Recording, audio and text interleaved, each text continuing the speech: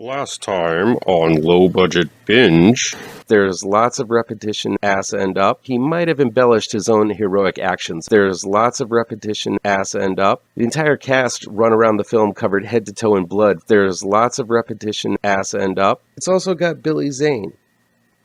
And that's cool. and now the next death-defying chapter of Low Budget Binge.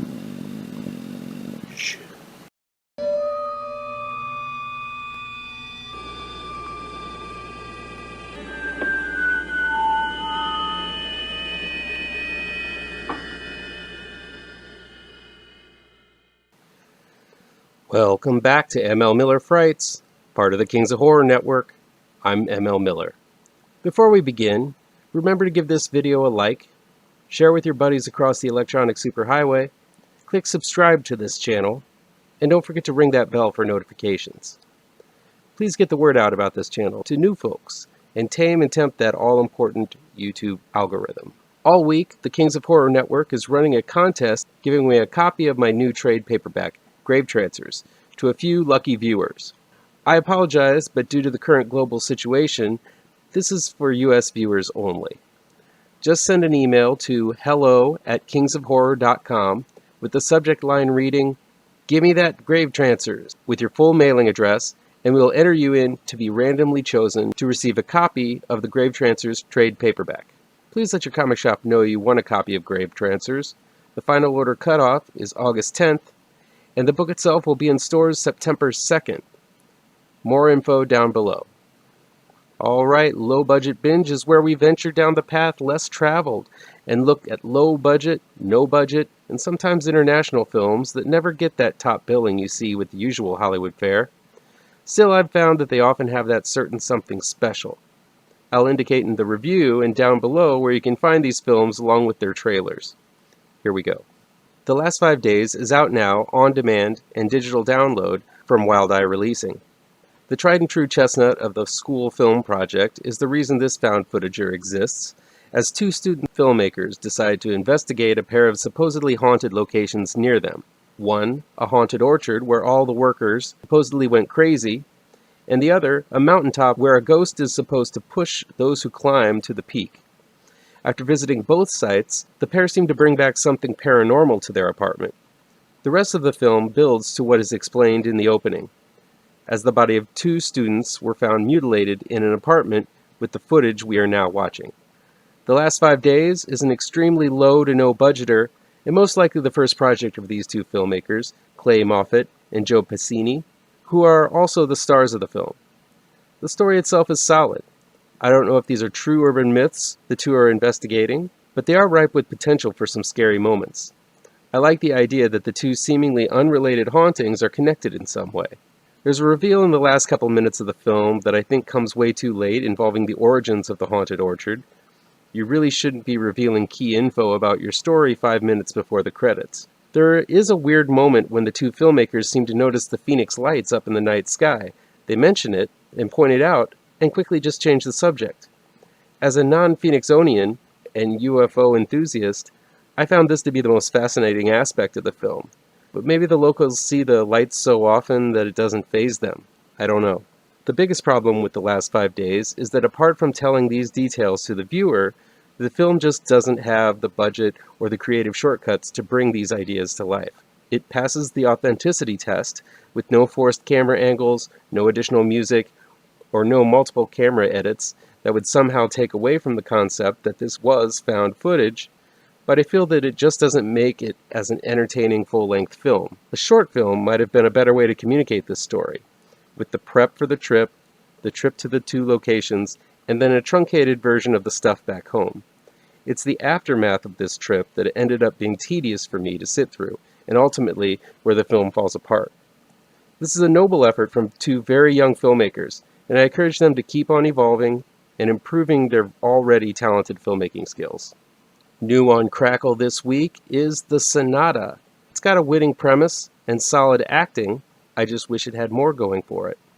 When a talented young violinist, Rose Fisher, played by Freya Tingley, hears word of the death of her father, the late great Rutger Hauer, who is a famous composer, she barely bats an eye. when she inherits her father's castle and the rights to his own musical works, she decides to head over to France and check out the estate.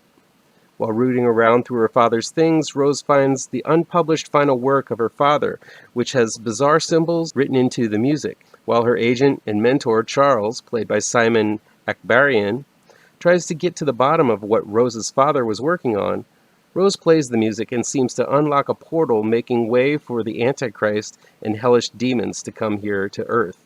The idea that a piece of music so complex that it could unlock a doorway to hell seems like an unmade Hellraiser movie that I would love to see.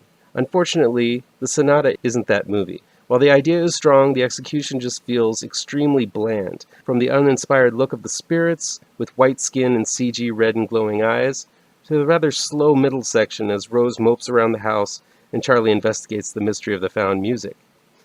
Sure, there are some mild jump scares and a few nightmare sequences that spice up the middle, as Rose learns the power of the music, its history, and what it has to do with her, but the pace moved too slow, and the finish line just didn't have a punch worth the wait. It doesn't help that Freya Tingley plays Rose as a protagonist that is not that sympathetic at all. I understand she's a dedicated violinist, but the cold and callous way she treats those around her really soured any interest or sympathy I had for the character. Tinley is a good actress. She just has a part that's roughly written for her. She looks like a young Heather Langenkamp from A Nightmare on Elm Street here, and I hope to see her in better films. This must have been made closer to Rutger Hauer's death, and while he always gives a commanding performance, he seemed out of breath and frail the few times he is on screen through flashback, premonition, or videos. I wish I could say better things about this one. The atmosphere is nice and gothic, and again, that idea of a puzzle in the form of a musical arrangement is a winner, but the lead's cold demeanor and the lack of teeth in the scares overpowered the good in the Sonata. One might think that the title of the film, Skinwalker, is referring to the Native American legend of the Skinwalker, a common monster that even to this day is the subject of many a creepypasta and cryptid documentary. I have no idea why this film is called Skinwalker, as it bears no similarity to the modern legend. Just another oddity to add to this already odd film. Skinwalker is new, on demand, and digital download from Cleopatra Entertainment. It's a story that is built on very shaky ground that follows a young woman named Regine, played by Amber Anderson, who seems to be slumming it in the big city with her boyfriend, but when her grandmother passes away, she's called back to her stately manor in a Luxembourg village.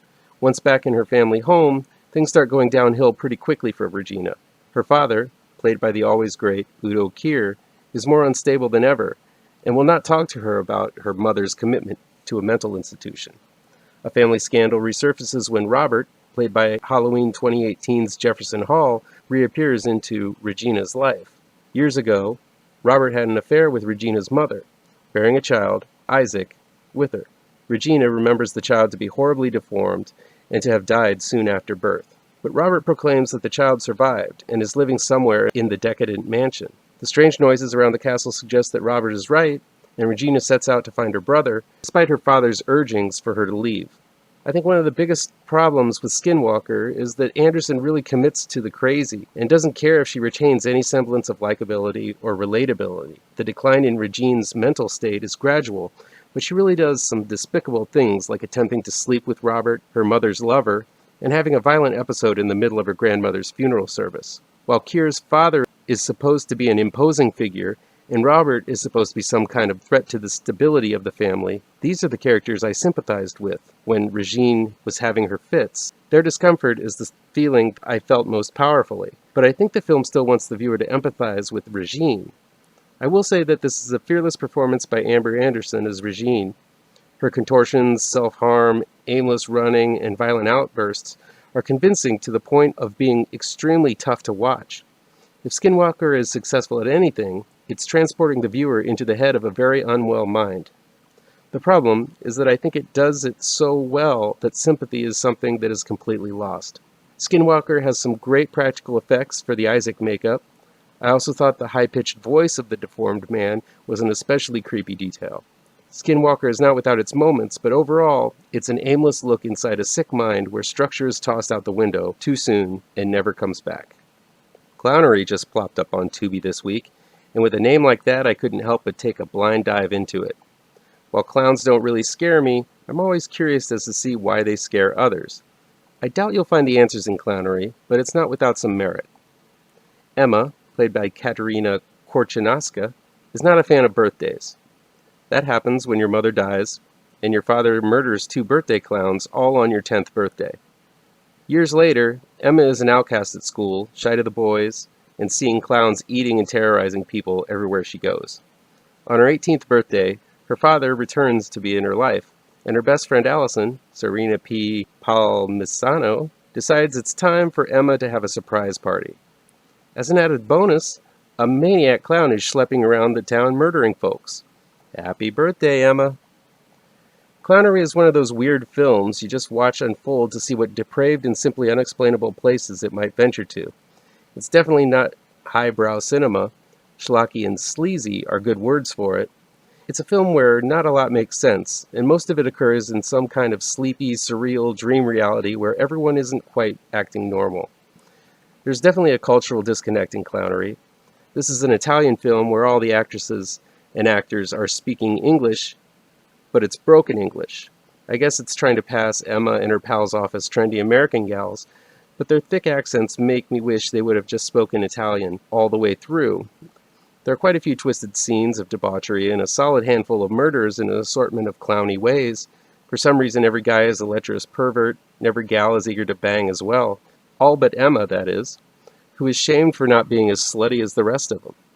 It seems everyone relies on prostitutes and dominatrices to get off, and everyone seems to have some kind of kink going on that really gives this film a raunchy feel. Surprisingly, though, there's no nudity. Clownery isn't a must-see, but it does do a pretty solid spiral into madness by the end of the film, as the clowns and Emma meet up.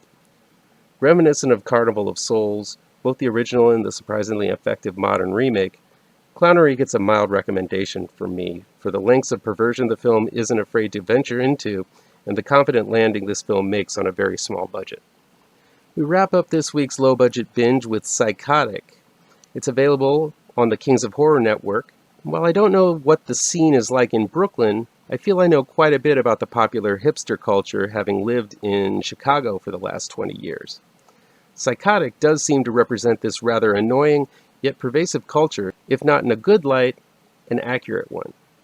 As slasher films were born to punish the youth culture for their transgressions, I feel the hipster, trust fund, millennial culture definitely deserve to have their own special brand of punishment. A group of Brooklyn 20-somethings are targeted by a mask-wearing slasher. The film follows a group of these kids as they party, drink, smoke weed, don't work, dream of being in a rock band, collect money from their parents, and avoid paying rent, all the while blaming each other for their problems and taking not even a whiff of responsibility for their own selfish actions. So a slasher shows up to take responsibility in his or her own blade-brandishing hands. While the bulk of this film is made in a tongue-in-cheek fashion, the film does show a rather honest and cynical look at the 20-something entitlement and the microscopic size of their musings, passions, problems, and excuses. While Jason seemed to be the big government boogeyman fighting against premarital sex and drugs in the 80s, this slasher seems to be the responsibility police of today, murdering people who shuck rent, cheat on their partners, and basically treat all of their so-called friends like shit. The film opens with a fun POV scene, a la Halloween, and handles quite a few of the fear sequences rather well. So if these filmmakers are interested in making a more serious horror film, I'd definitely be game to watch it. Reminiscent of Student Bodies, a slasher satire that most likely none of the cast or crew of this film has seen, Psychotic wasn't made to be taken seriously, but it does act as a solid satire on the millennial trust fund hipster culture and all of the negative crap that it represents. That'll be it for today. Remember to check below for information about the GRAVETRANCERS contest. If you like this video, please pound the thumbs up button. Share this video with your social media addicted pals. If you're looking for written reviews, you can find them on M.L.Miller.com. And be sure to subscribe to this channel and ring that bell for alerts to be the first to see my future videos. Thanks so much for your time, and take care.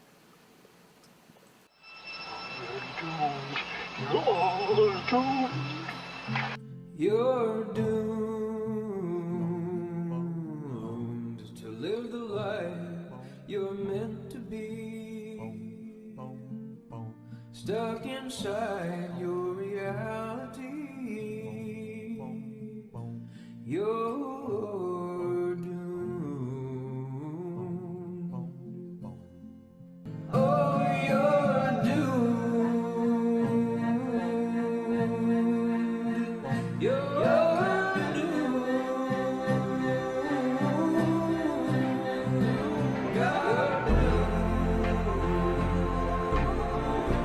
live the life that you are meant to lead. Live inside that reality.